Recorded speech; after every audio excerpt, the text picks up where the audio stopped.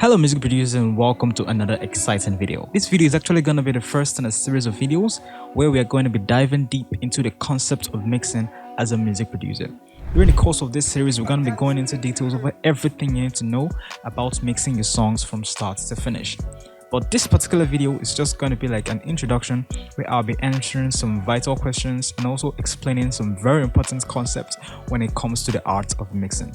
Like, what exactly is mixing and why is it so important to us as music producers that we know how to mix our songs? I'm also going to be showing you not just how to hear your mix, but also how to see and visualize your mix through your ears. And believe me, when I learned about this, it was like a light bulb moment for me.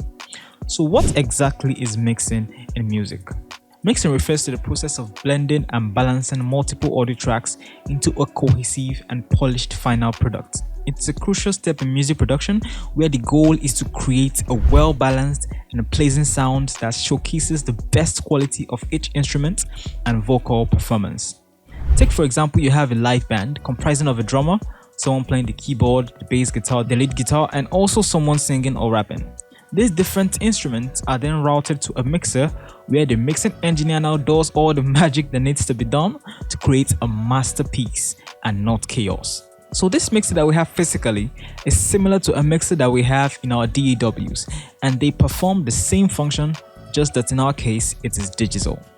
During the process of mixing, a mixing engineer or a music producer will typically adjust levels of each track, that is the volume of each track, use panning to position instruments and vocals in the stereo field, apply equalization, use compression, adding reverb, delays, other effects to enhance the sound and create depth, and also make different decisions about the overall tone, atmosphere, and energy of the mix. But right here is where I don't just want you to hear these effects, but I want you to be able to see these effects and be able to apply them visually in your mix. And it is very, very simple. So what I want you to do right now is to see yourself in a 3D space where you have the 3 coordinates, the depth, where you can go forward and backward, you have the height where you can go up and down, and you have the width where you can go from left to right. Our goal with mixing is to position each instrument in a way where it has its own space in this 3D environment.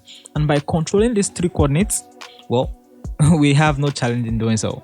Now you might be thinking, well, how do I apply this to my mix? And it is actually very, very simple.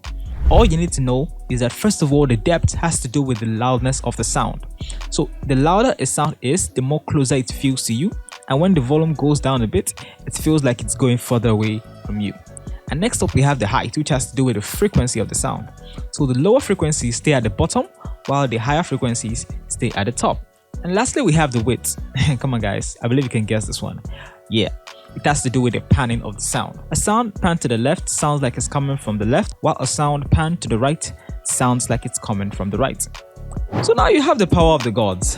So what you need to do right now is to go ahead and scatter your sounds all around the 3D space. Well, no, it doesn't work that way. Remember, our goal, yes, is to make each sound have its own space, but they also need to be balanced. Balance. Now, to help with the placing of sound, if you search online, you can see some images like this where they guide you on where to place sounds in the mix, and it's a very, very good way to start. But remember, there are no rules in music. Music is an art, and if the result sounds good, then the process is justified. But controlling the volume, panning, and EQ are not all there is to mixing. There is still a whole lot of uncharted waters. You still have things like compression, adding reverb, adding delays, all sorts and different kind of effects. But all this is just to aid in achieving the same one goal: to blend and balance multiple audio tracks into a cohesive and polished final product. So that is exactly what we're going to be covering during the course of this series. So what I want you to do right now is to hit that subscribe button and also enable notifications so that you don't miss out when the next video drops. See you guys in the next one.